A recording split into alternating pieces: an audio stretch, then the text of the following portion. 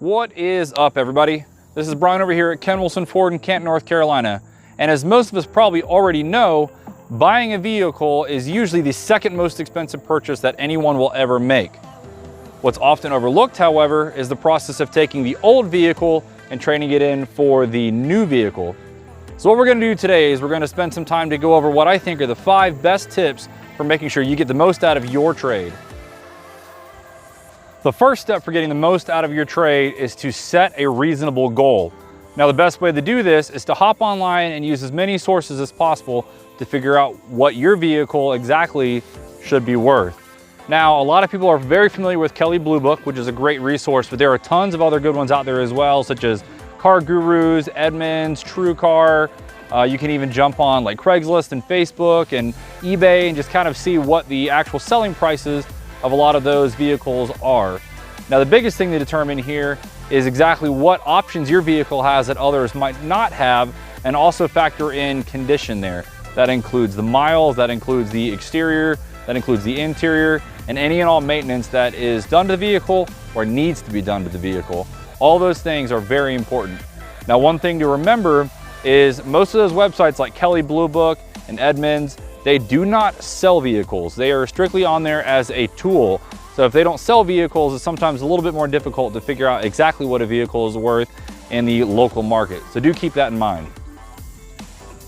Now that we have an idea what your vehicle is worth, you want to make it as presentable as possible. Now, I'm not talking about going to a detail shop and spending hundreds of dollars on making it look just like brand new, but there definitely are some key things you want to cover when you're cleaning the vehicle. Obviously, you just want to get it cleaned off, just kind of run it through a car wash, but the big thing is to kind of clean up the inside.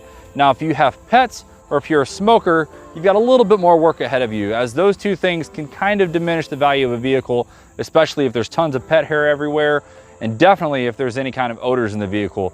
So you want to spend a little bit extra time to go ahead, maybe shampoo the carpets, shampoo the seats, go through and try to get as much of that pet hair as possible. And it's really a good idea to go ahead and maybe replace the cabin air filter and do one of those Oziums or O2 treatments in the vehicle to try to get as much of that smell out as possible. Now, while you're in the process of cleaning everything up, that's a really good time to kind of check out any damage that you might have in your vehicle. And we're talking just little dents, little scratches, things like that. Oftentimes, you can go to any parts store, get a little bottle of touch-up paint, and just kind of clean up some of those little scuffs that you might have from a rock chip on the hood, or maybe a little scrape on the back fender. Any of those little things you can clean up will always make it worth a little bit more than it did beforehand. So now that we have everything cleaned up, let's go ahead and move on to our third tip.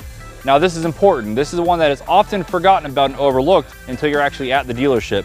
And that is to take into consideration any aftermarket accessories that you might have on the vehicle that you want to keep, or that might belong on the vehicle that you might have already removed.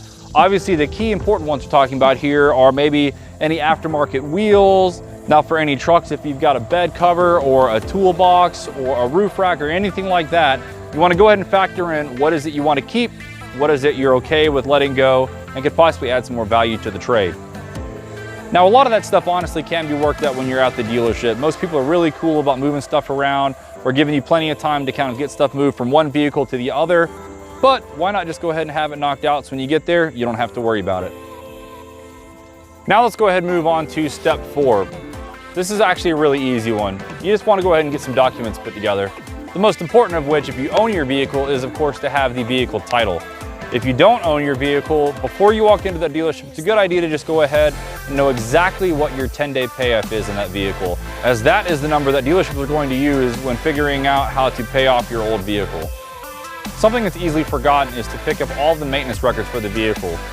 Easy stuff like tires can be seen when anybody's doing an inspection, but if you've just gone through and done a major tune-up, or maybe added new suspension parts, or have just had a big brake job done, not all that stuff is just going to be initially seen when the vehicle's being evaluated. So if you've got all those maintenance records, kind of helps you to have an easier time to negotiate the price you think your vehicle is worth.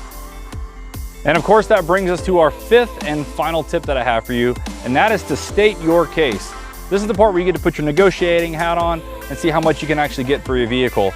Now, if you follow these steps, you've done your research, you've got the vehicle cleaned up and cleaned out, you've got all of your accessories taken care of, you've got all your paperwork in line, you've got all your service records, your title, everything is sitting right there on the desk. So there's really nothing the dealership can hold against you. You now have the power to get as much for your vehicle as possible. Yep, it's that easy. I'm always a big fan of doing a little bit of prep work, as it always ends up paying off in the end. And in this way, possibly quite literally. So I'd love to hear from you down in the comment section. Did this work for you? Or maybe what are some steps that have worked out for you that I might have overlooked? Now, if you like this video and you haven't already done so, please consider subscribing to see more content just like this. And as always, thank you for watching and have a great day.